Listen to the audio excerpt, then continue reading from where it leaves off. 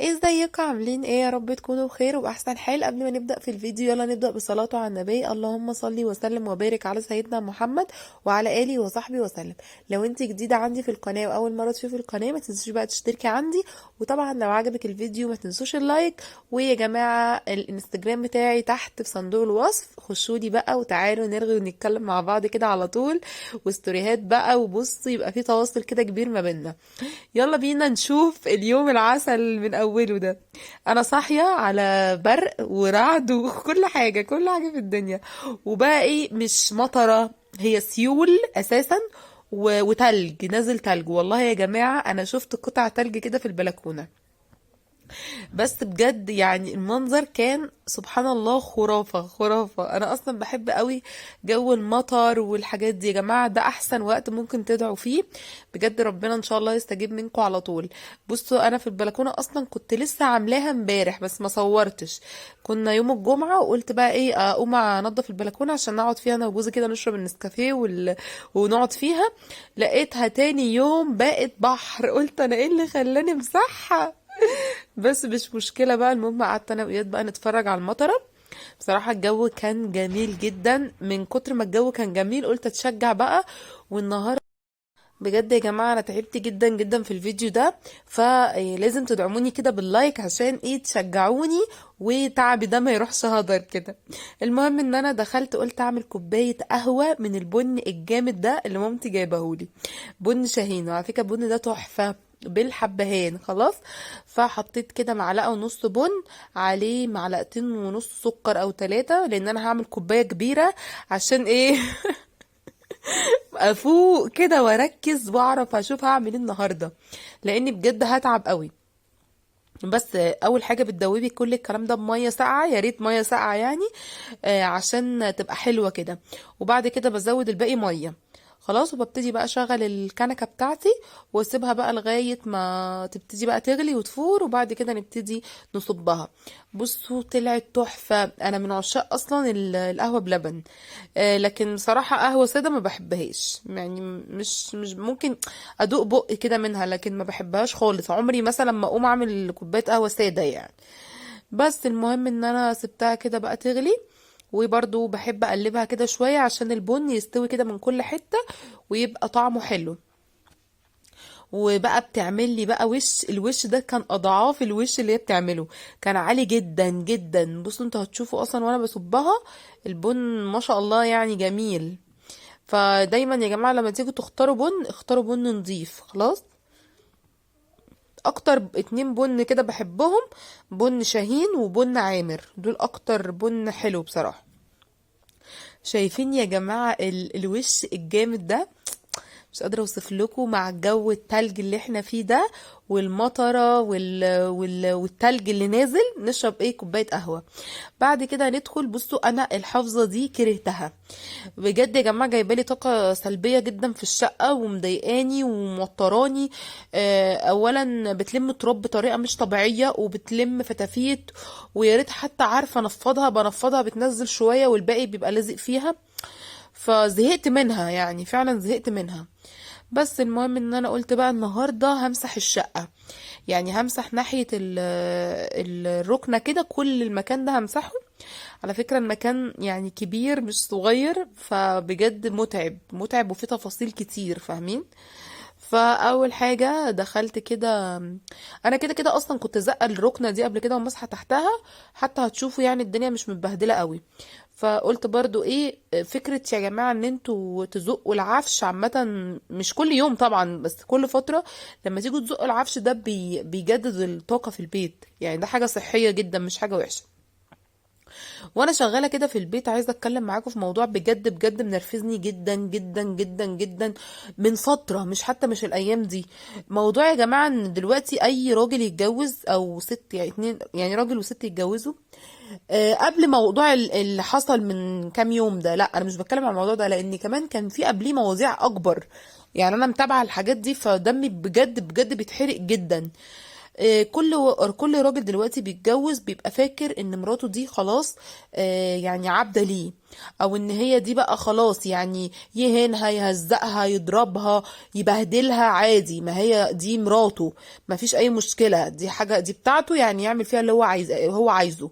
هو في ايه بالظبط يعني؟ معلش يا جماعة، هو احنا بنتجوز ده احنا اصلا يعتبر في مصر كان زمان كنا بندفع، كان العريس بيجي يجيب كل حاجة وبيدفع كمان مهر. دلوقتي في ايامنا الجميلة الحلوة دي احنا يا جماعة بنجيب تقريبا نص الحاجة اللي هو بيجيبها. يعني الراجل على عيني وعلى راسي بيجيب سكن، وبيجيب مثلا اذا كان هيجيب الخشب هيجيب ايه، احنا برضو بنجيب بقى الأجهزة، بنجيب بقى الفرش بتاع الشقة، بنجيب السجاد، بنجيب بيجاماتنا وكوفرتاتنا وإيش بطانياتنا والحفة ومثلا بقى الدفاية، بنجيب حاجات كتير احنا برضو. وفي كمان على فكرة، ده غير بقى الديكورات والحاجات دي برضو احنا اللي بنجيبها، هو مش بيجيبها، احنا اللي بنجيب الديكورات انا برضو كل ده بتكلم فيه عشان اوصل لكم بس حاجة معينة. دلوقتي في عائلات كمان، سيبك من النقطة ان انت تجيبي مثلا الاجهزة وهو يجيب الخشب، في عائلات وموجودة هنا برضو احنا عايشين في وسطهم بيعملوا ايه النص بالنص. يعني مثلا دلوقتي العريس هيدفع مثلا 100,000 او 200,000، العروسة هتدفع 200,000 زيه، او هتجيب نص كل حاجة هو يجيبها هتجيب النص. فيعني يعتبر انت داخله معاه شريكه في كل حاجه، في العفش، في البيت، في الاطفال، في كل حاجه، يعتبر شريكه حياته، مش عبده ليه، او مثلا مش المهزأه اللي راح تتجوز. ليه يا جماعه؟ طب ما احنا بنعيش في بيت اهالينا معززين مكرمين محترمين جمال، بيجي لنا اكلنا وبيجي لنا شربنا بيجي لنا لبسنا، وبنروح جامعتنا بيدولنا مصاريفنا. هو في ايه بالظبط؟ يعني ايه اللي حصل ان انا اتقل من قيمتي، او ان انا مثلا اتهزق وانا بتجوز؟ ليه؟ مش عارفه. ايه مثلا ايه السبب؟ مش عارفه اقتنع. دلوقتي بقى في حوادث كتيره بالهبل على موضوع الضرب والاهانه. دلوقتي كل راجل يتجوز يقوم ماسك مراته دي عاجنها، مديها حته علقه حلوه كده معتبره. ما تفهموش ده معناه ايه يعني؟ معناه ما انت كده يعني راجل جامد، يعني انت كده حلو. عامة الراجل اللي بيضرب ست ده مش راجل. ليه بقى مش راجل؟ بقى هفهمكم. مش راجل لانه هو اصلا القوة بتاعته غير القوة بتاعت الست. يعني الست قوتها ضعيفة مهما كان لسانها طويل، ولا بتتكلم ولا بتتعصب، ولا برضو هي لو جه بس هوشها كده هتقع من طولها، لان الست قوتها البدنية ضعيفة، مش زي الراجل طبعا، يعني مش زي الراجل تماما. فانت لما تيجي استقوى على واحد زيك، راجل زيك يقدر ان هو لما تيجي تديله كف او بوكس هو يديهولك. لكن الست هتاخد البوكس من هنا هتنام عليه لغاية الصبح، فاهمين؟ فيا جماعة يعني ده كده مش رجولة، ما انت كده بيعتبر بتقاوم شخص ضعيف اقل منك، فطبيعي ان انت هتنتصر عليه وهتكسبه. فانا شايفة ان ده كده بصراحة مش راجل تماما. طبيعي ان احنا نختلف في بيتنا، طبيعي ان يحصل مشاكل، طبيعي ان احنا نشد مع بعض، طبيعي ان صوتنا يعلى، طبيعي ان الجيران تتلم. بس اللي مش طبيعي ان انا اتضرب واتهان واتهزق، مش ده الطبيعي، يعني ده مش الطبيعي. فاللي انا شايفاه دلوقتي ان كل واحد بيتجوز بيبقى عنده عقد نفسية من بيت اهله تقريبا، او كانت مامته بتعجنه وهو صغير، مش عارفة، هي بتبقى حاجة جاية من البيت اللي هو فيه، او هو شاف الكلام ده في بيته. يعني شاف الضرب والاهانات دي في البيت، بابا كان بيعمل كده مع مامته، فهو بقى دماغه اتشحنت، فطبيعي بقى. فيا جماعه بصوا، موضوع ان الست تسكت على الاهانه وعلى الضرب واطفالها يشوفوها، بكره الطفل اللي بيشوفك ده هيعمل كده بكره في مراته. شايفين؟ فالموضوع شفتوا قد ايه بجد بجد مؤثر؟ يعني قد ايه ان الموضوع بيقلب لغايه ما الطفل يكبر بيحوش كل ده في ذهنه، يعني بيحوش كل ده في ذهنه. لو شاف مامته بتتضرب ولا بتتهان ولا بتتهزق ولا بتتسحل، ولا ما هو كل ده هو بيحوشه في دماغه، وشايف ان ده الطبيعي. ما هو ده شايف ان هو اصلا ده الطبيعي. طبيعي ان لما مراتي تعلي صوتها ولا تقاوح ولا تتكلم، طبيعي ان انا هضربها. ما هو ده اللي انا شفته في بيت بابايا ومامتي. فالرك يا جماعة التربية. فانا كل اللي انا اقدر اوصله من القناه بتاعتي يعني، يا جماعه بلاش ان اي ست ترضى بالاهانه دي قدام اطفالها. ماشي، ما تخربيش بيتك. لو جوزك فعلا من الشخصيات اللي هو بيتعصب واقل عصبيه بتاعته ممكن يمد ايده او كده، ما تخشيش معاه في نقاش. لو انت عايزه تكملي حياتك ما تخشيش معاه في نقاش، ان انت ممكن توصل ان الموضوع وهو عصبي يوصل لمد الايد او للاهانه. خدي بعضك كده لو حصل اي مشكله وخشي اوضتك عشان تبعدي عنه. لو هو بقى ابتدى بقى يجر شكلك ولا عايز يضربك وهو ده اللي في دماغه، ده يبقى مريض نفسيا بقى، وده يبقى مش وقت العصبية بس، لا ده هو كيفه بقى الضرب، بيحب يضرب وخلاص. ده بقى طبعا لازم تسيبيه، ما ينفعش ان انت تعيشي معاه، لان حياتك هتبقى وحشة، ومش حياتك انت بس، حياتك انت واطفالك. يعني بجد حادثة الإسماعيلية دي، ولا عروسة الإسماعيلية اللي اتضربت واتهانت وبهدلت، يعني أنا مش عارفة ايه ده بصراحة. يعني يا جماعة ده يوم الجواز ده بيبقى يوم العمر، فرحة العمر يعني. لما بنيجي نتجوز يحصل مشاكل بنفتكر اليوم ده نقول الله مش مشكلة اهو ايه الحياة بتمشي. ما بالكو اصلا اليوم ده اسود اساسا، يعني ما بالكو اليوم بتاع الفرح ده يوم اسود، افتكر له ايه؟ افتكر له ايه؟ وما اعرفش انا بصراحة، يعني مش معاها في ان هي كملت معاه، لان هو يعني ما بالكو هو يوم الفرح وبيعمل كده، امال لما بقى يختلفوا ولا يجيبوا اطفال والعيال يجننوه، ولا مثلا عملت الاكل طعمه وحش ولا ناقص ملح، هيعمل فيها ايه؟ بجد والله يا جماعة فكروا كده، هيعمل فيها ايه؟ يعني ما بالك اصلا يوم فرحها وموقف اهبل وتافه وعمل كل ده، ما بالكوا بقى لو مشكلة فعلا كبيرة وحاجة كبيرة هيعمل فيها ايه؟ يعني انا متخيلة الوضع بجد، مش عارفة. اقل كلمة ولا مقاوحة هتلاقي كف نازل على وشك، وهي دي الحياة، كملي. ايه متجوز بهيمة مش بني ادمة، مش خلاص يا جماعة؟ لو هو ناس او شخص هو ده طبيعته وهو ده عيشته، ومشكلة ان هو رده، ده عادي، ده حاجة عادية. هو ايه اللي عادي؟ هو ايه اللي عادي بالظبط؟ عادي ان انت تضربها يوم فرحها، ده حاجة عادية بالنسبة لك؟ عادي ان انتوا، ما هو العادي ان انتوا تختلفوا، بس مش العادي ان انت تضربها. ومش بيضربها كمان لوحدهم، مثلا في البيت مثلا شدوا مع بعض فخبطها ولا ضربها، وده برضو غلط يعني. لا دي كانت فرجة، كانت فرجة في الشارع، كان يعني كان فرح وفرجة بقى، الناس كلها بتتفرج عليه وهو بيضربها الجميل العسول ده. فانا مش بجد يعني دمي محروق جدا جدا جدا. واغلب اغلب الحوادث او الجرائم القتل بقى دلوقتي في الدقهلية والمنوفية، ده اكيد بتشوفوا يعني، بتبقى بسبب برضو الضرب. يعني مثلا هو بيضربها بيتعدى عليها فبيقوم ضاربها مموتها، من كتر الضرب الغبي المبرح ده بيبقى بتموت. او هو بيضربها بتقوم هي جايبه اي حاجه تحوش عن نفسها تقوم موتاه. وهي دي الحياه بقى، نقتل بعض بقى، نفضل نقتل في بعض. اه انا عارفة ان مش الموضوع القتل ده مش حاجة قوية، لا يا جماعة، هي من حاجة تافهة ممكن اتنين تلاقوهم قتلوا بعض، مع ان ممكن في خيالك كده تقولي ايه، انا استحالة عمري ما اقتل ولا عمري ما اعمل. لا، انت في الموقف ما بتبقيش عارفة انت بتعملي ايه، لان انت بتحسي باهانة، بتحسي بظلم، بتحسي بقهرة. فاللي هو واحد بيضربك ضرب غبي ومش عارفة تحوشي ولا عارفة تعملي حاجة، اقل حاجة قدامك هتمسكيها تقومي موتة بيها وخلاص، هو ده كده الموضوع. فيا جماعة بلاش بلاش بجد بجد، اي عروسة جديدة تشوف اي حاجة من الحاجات دي في بيت اهله، يعني مثلا انت شفتي الكلام ده او حسيتي ان باباه بيعمل الكلام ده مع مامته، اوعي تكملي، اوعي تكملي، لان حياتك هتبقى كده بالظبط. بصوا بس عايزه اقول لكم على حاجه، الشجره دي كانت متربه جدا. تنضفوها بقى ازاي؟ تجيبي بخاخه وتحطي فيها مثلا شويه دوني، شويه شاور، شويه يا ربي خل، وترشي وتمسحي، خل او كلور. بصوا مطلعه بلاوي بلاوي. بصوا الفوطه بس عامله ازاي، مطلعه كميه تراب مش طبيعيه، بس بجد نطفت جدا وبقت زي الفل. فهبتدي بقى اشوف كده هكمل اعمل ايه. بصوا بقى الشقه بجد بقت بتلمع ونظيفه وزي الفل. بصوا مطلعه قد ايه تراب، حاجه كده عسل يعني. فهبتدي بقى ارجعها كده مكانها، هشيلها يعني ورا كده عشان اشيل الحاجه دي وامسح برضو تحتها. فحبيت بس ان انا اوصل لاي واحده عروسه بجد هتتجوز، اوعي توافقي على اهانه، لان ساعات على فكره المخطوبين كمان وقت الخطوبه ساعات الراجل بيمد ايده عليها. يعني ساعات مثلا يحصل اي تاتش ما بينهم تلاقيه راح مد ايده وهنها في الشارع، والمشكله انها بتكمل. طب يعني اشحال هو ضربك وهانك في الشارع وانتي اصلا مخطوباله؟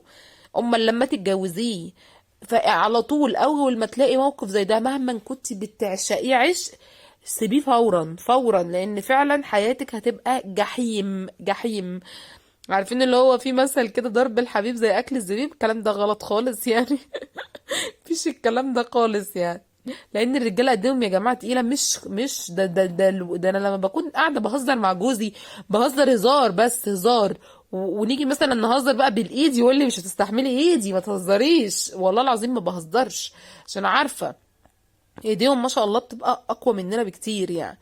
فبصوا بس الحيطة من الدهان اللي هو المط ده، بلاقيه بيعمل زي رطوبة كده لون ابيض. بصراحة لما بجيب وايبس او فوطة وامسحه ما بلاقيهوش تاني، فمش عارفة بيعمل ليه كده بصراحة يعني، مش عارفة.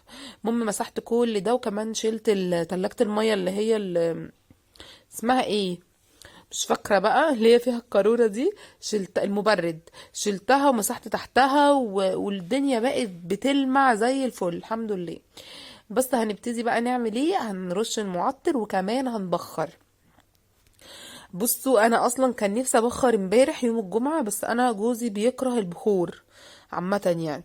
بصوا البلكونة كمان الازاز بتاعها لمعته بالجلانس، لان انا امبارح نفضت البلكونه كلها والنجيله والكلام ده، فعملت الازاز كله تراب. جوزي من الناس اللي بيكرهوا البخور عامه، فبصراحه بتحرم من يوم الجمعه ان انا ابخر الشقه عشان هو ما بيحبوش. فقلت بقى ايه، لا ابخر النهارده، مش فارقت يعني الجمعه من السبت عادي. بصوا يا جماعه، انا البخور اللي هو السريع ده بجد ما تجيبوهوش، سيء وحش جدا جدا يعني، ملوش اي لازمه. يا دوب احط البخوره الاقيها قفلت، يا فرحتي.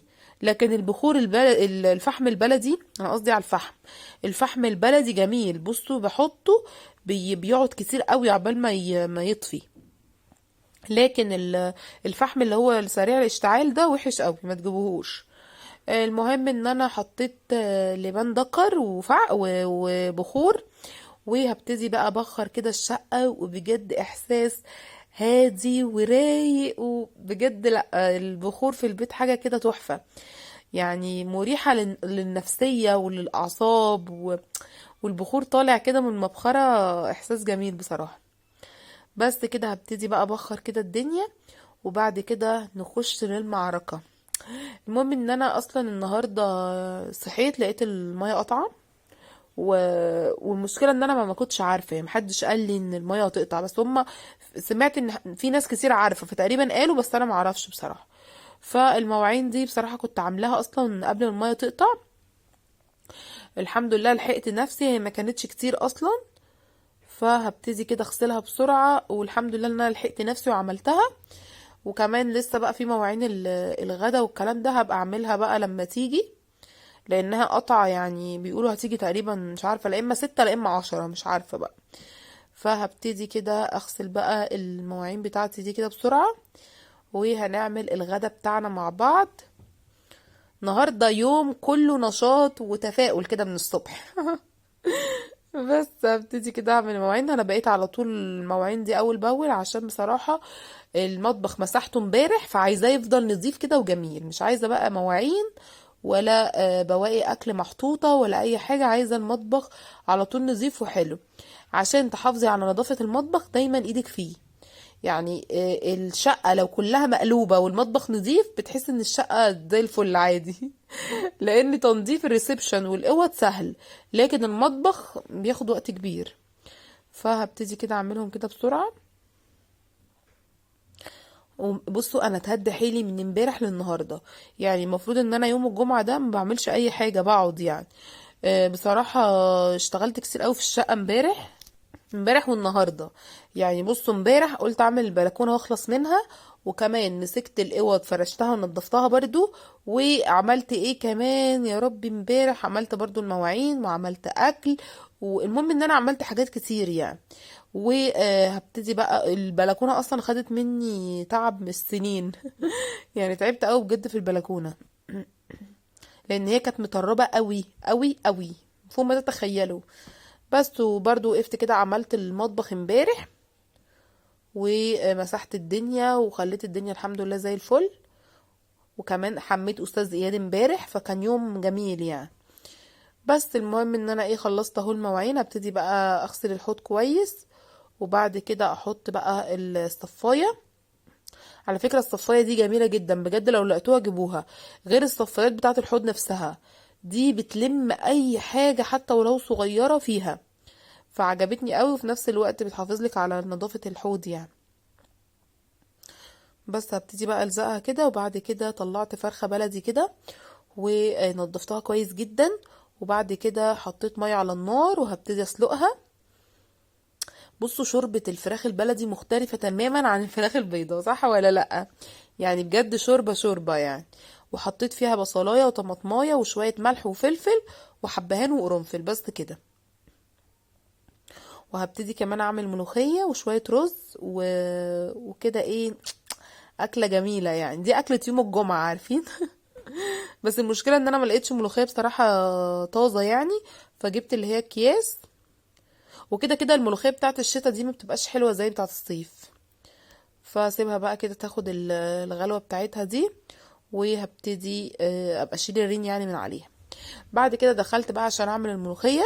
بجيب، بصوا قد ايه شكل المرقة جامد قوي ازاي، لونها تحفة وصافي وحلو. هبتدي بقى احط الشوربة بتاعتي، ما تكتروش شوربة عشان ما تبقاش صيصة معاكم. بعد كده ببتدي انزل بكيس الملوخية كده عشان يفك معاكي على طول. حطيه في طبق فيه مية ساقعة عادي، هتلاقيها فكت معاكي على طول. بعد كده هبتدي افكها كده بمضرب او بالمعلقة كده بسرعة، وبتكون كده رين كده لونه ابيض. هي الملوخية اللي هي الاكياس دي بتعمل كده عادي جدا. ببتدي اشيله، مفيش اي مشكلة، عشان بس ايه ما يبقاش شكله رخم كده في الملوخية يعني. بصوا اهو شيلته. وهبتدي بقى اعمل الطشة بتاعتي. احلى حاجة الطشة بجد، بتحيي الملوخية. بصوا بقلبها كده بس عشان كل الابيض ده يروح منها. اهم حاجه بس يا جماعه، الملوخيه ما ينفعش تحطوها على نار عاليه عامه، لازم نار هاديه، لان لو اتحطت على نار عاليه هتسقط وكمان هتسود معاكم.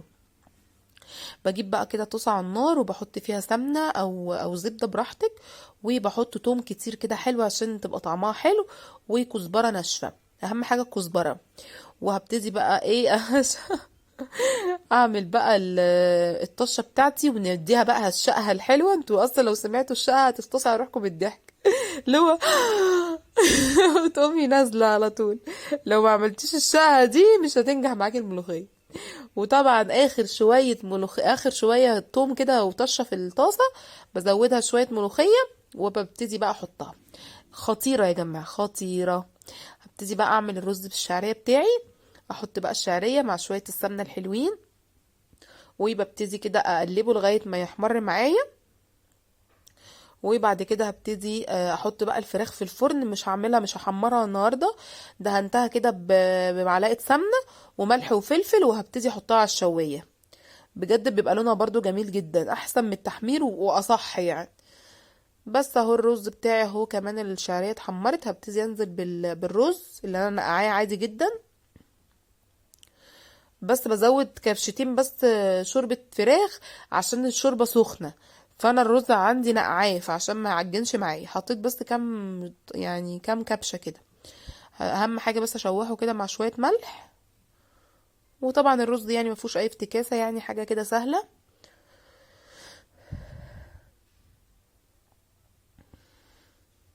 زود كده الملح. وهحط بقى كام كبشة من شوربة الفراخ العالمية دي.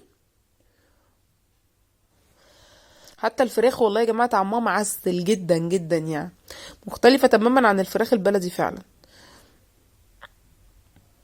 بس هبتدي كده احط المرقة، وبزود الباقي مية عشان انا كده كده اوريدي نقعاه، فمش عايزاه ايه يعجن مني يعني. بس وكده يعتبر الفيديو بتاعي خلص. يا رب النهارده الفيديو بتاعي يكون عجبكم، وتكونوا اتبسطتوا معايا النهارده في الفيديو وتشجعتوا. لو عجبكم بقى ما تنسوش تعملي لايك وتشتركوا في القناة، واستنوني في فيديوهات تانية كتير. ويلا تعالوا بقى كلوا معايا بالهنا والشفا، الاكل بجد طعمه خرافة خرافة. استنوني في فيديو جديد، ويلا باي باي.